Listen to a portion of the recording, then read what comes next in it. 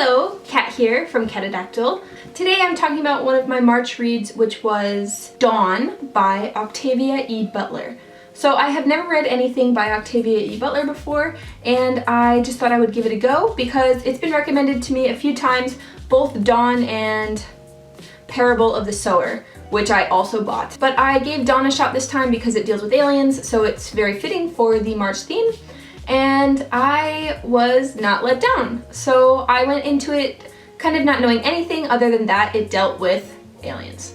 So yeah, let's just get right into it. So Dawn is actually the first of a trilogy called Lilith's Brood. That's super hard to say. Lilith's Brood. And they deal with the fallout after America and Russia got nuclear capabilities, and then all that's kind of explained is that the whole world basically became a nuclear playground and humans just killed themselves. So the ones that were left had high instances of cancer and they were dying out, and the terrain was largely inhospitable. So an alien race came in and basically plucked all the remaining humans off Earth, and they set them into a long stasis. So during the stasis, they helped the humans to fix their bodies and regain their sanity, and also they helped fix the Earth. During the time that people have been asleep, the Earth has been reverting back to conditions that would be able to sustain human life. So the main character's name is Lilith, and when she wakes up, she comes to realize that she is being held captive. So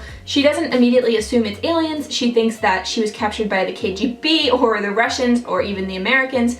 So she is very suspicious, and she's in a room that is really weird, and it's not like a material that she knows, but she's just given a bed and like a shelf/table, and she's not given any clothes, and so she doesn't really know what's happening. She's given weird food. Eventually, an alien comes into her room, and she basically is just horrified. She can't stand it. It looks terrifying. It looks vile. It looks completely alien. Haha.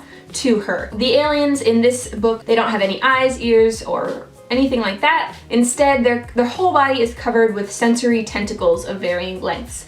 So when she first meets an Oankali, she just can't believe it. She doesn't want anything to do with it. She doesn't want to touch it. She doesn't want to talk to it. She basically just wants to be left alone again. But she has to, because it's been put in the room with her and it can't leave until they sort out their differences, and she basically accepts talking to the alien. So its main mission is to get her comfortable with looking at an alien, interacting with an alien, and even then at the end touching an alien, like just like boop.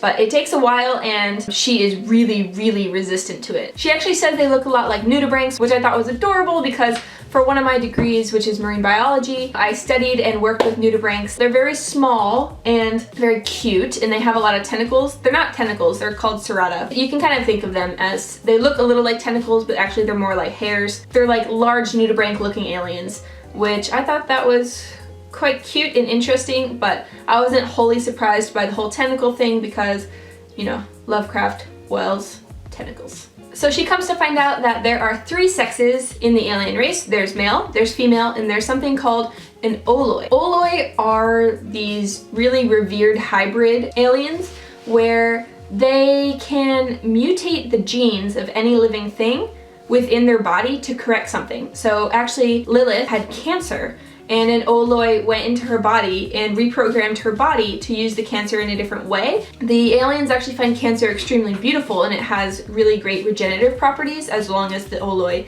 can repurpose it. Ultimately, what they want her to do is be the mother of the first brood of awakened people. So they're gonna ask her to awaken the people however she wants, and then to help train them to survive on the Earth that the aliens have reconfigured for human use. Of course, there's no technology, it's bare bones again. Only things that have survived are like cockroaches and rats and really small animals.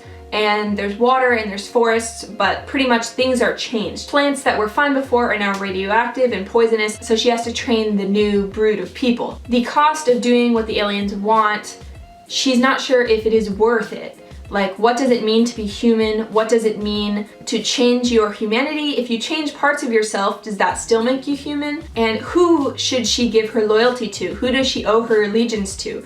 Her saviors or her captors viewed in a different light? Or you know, the humans who she shares DNA with and the humans who she lived on Earth with, but who destroyed everyone.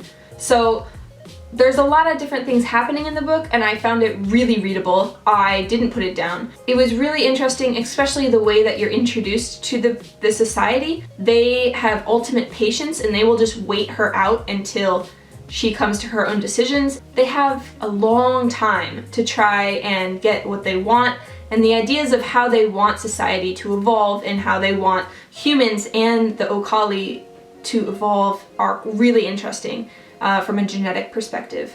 And then obviously her personal relationships with the aliens are also very, very interesting. There's a lot of friendships, and the way that they grow and change is really fascinating.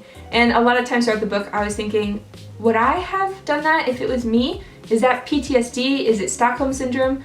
It's hard to tell, because it's really hard to separate Stockholm Syndrome when there's no other alternative. That's your new reality. If Belle is captured by Beast, picture the whole world exploded except for the castle. Is it really Stockholm Syndrome if Belle falls in love with Beast when all that's left is that? Like, that is her reality. So is it making the best of an awful situation, or is it just Stockholm Syndrome if the world hadn't gone to pot? I really recommend it. It's not so much like aliens come down and they're killing people and smashing things and bam, bam, bam, like fight aliens.